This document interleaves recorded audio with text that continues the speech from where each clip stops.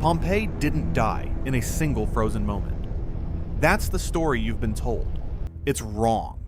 Right now, archaeologists are proving Pompeii was still under construction the day it died. August 79 AD. Across the bay, at the naval base of Misenum, a man named Pliny watches a cloud rise over Vesuvius shaped like an umbrella pine. He's the fleet commander. He's heavyset, and he struggles to breathe even on a calm day. Everyone else is sailing away from the mountain. Pliny orders his ships toward it to rescue people and to see up close what no Roman has ever recorded before. By the next morning, he's dead on the beach at Stabii. The air itself killed him. Pompeii, 12 miles from the volcano, is buried in hours. Ash falls like snow. Roofs collapse under the weight. People are caught mid-step, preserved in the exact posture of their final second. For 2 centuries, we've told this story one way. A wealthy city, frozen instantly, its marble villas and idle elites locked in time like a photograph nobody meant to take. But new excavations are asking an uncomfortable question. What if that photograph was staged? Pompeii was lost for over 1,600 years. Rediscovered in 1748, it became something unexpected, a stage. European aristocrats toured the dig sites like a live performance. Excavators, working for kings, timed their discoveries. They'd rebury a skeleton, then find it again in front of a paying audience, gasps included. This is where the myth was built, not by the Romans, but by the 18th century. A city of frozen luxury, presented for spectacle, marble, wealth, idle elegance. That image got printed in 1,000 textbooks and never seriously questioned. For 275 years, almost every excavation reinforced the same story, because almost every excavation was designed to find beautiful things and put them in museums. Nobody was digging for the boring parts of the city, the workshops, the repairs, the unglamorous edges where ordinary people actually lived. So, what did 2.5 centuries of archaeologists walk past without noticing?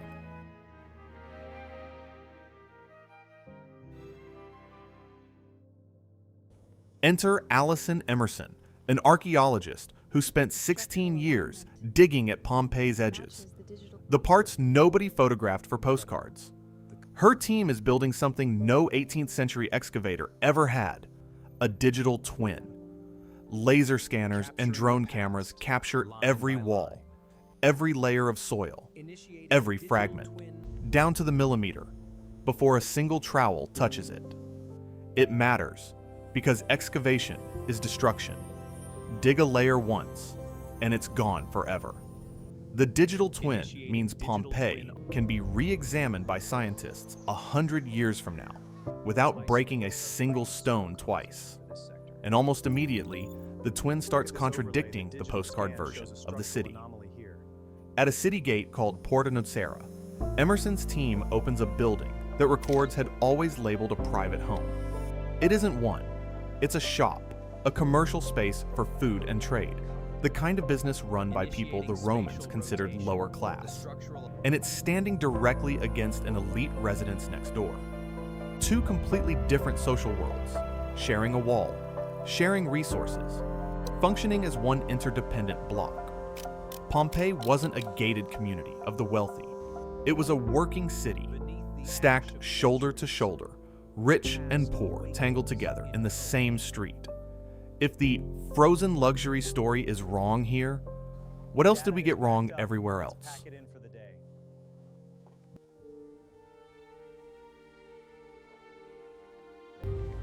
Here's the detail that breaks the frozen city myth completely.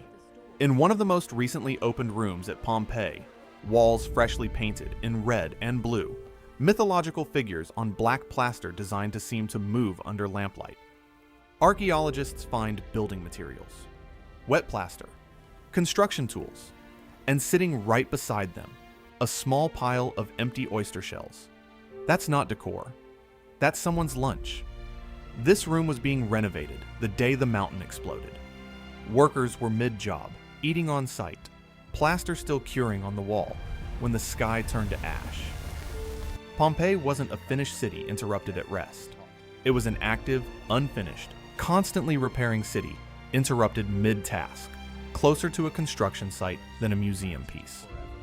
275 years of excavation, and it took a laser scanner and a pile of shellfish to prove the entire frozen moment framing was a myth built for tourists, not a fact recorded by history. If a 2-century-old assumption about the most excavated site on Earth could be wrong, how much of what we call settled history is actually just a good story that stuck?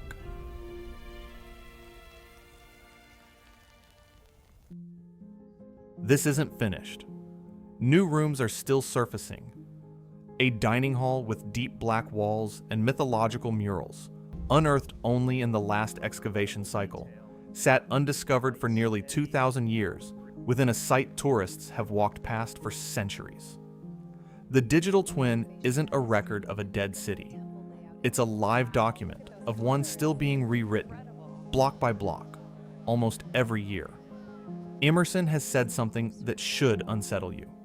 She doesn't want her model locked away on a laptop.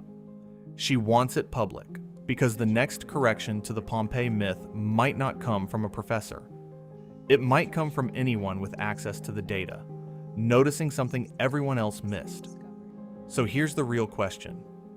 Pompeii is the most studied ruin on the planet, examined by more scholars, more tourists, more cameras than almost anywhere on Earth, and we still had the basic story wrong for 2 centuries. What are we getting wrong right now about the world you're standing in today? And will it take 200 years or one laser scan for someone to prove it?